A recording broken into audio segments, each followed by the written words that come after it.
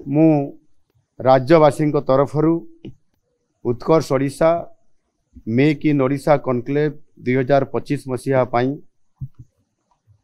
एवं ये कामर शुभारंभ करने दिल्ली जाऊँगी।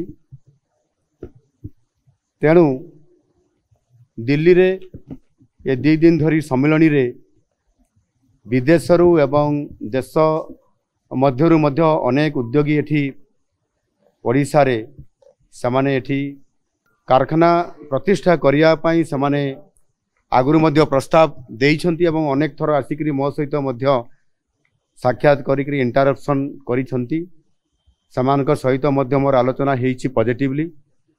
एणु एबे जो मु जाउछि 2 दिन धरी एठी गला परे गतकाली दिन तमाम समस्त उद्योगी एवं समस्त जो आमर विशेष करके विभिन्न देशर राष्ट्रदूत माने एवं हाई कमिशनर माने जो माने आसुचंती तांकर सहित आलोचना हेबो एवं समानंकु ओडिशा आसीबा पई मध्य जहा आमर आसंता 2025 मसीहार जो जनवरी मास 28 एवं 29 तारीख रे Utkarsh Odisha make in Odisha conclave 2025 रो 2 दिन धरिकी एठी भुवनेश्वर कार्यक्रम अच्छी तांको निमंत्रण देवा सहित एठी 5 लाख कोटी टंकार पुंजीनिवेश करा जिबा पई तांको मु सेठी अनुरोध करिवि।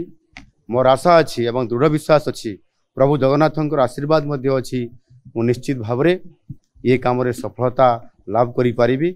आ सेठी पई मोर 4.5 कोटी ओडियांकर आशीर्वाद भिक्षा करूची एवं निश्चित भाव रे ये काम रे सफलता अर्जन करिवि।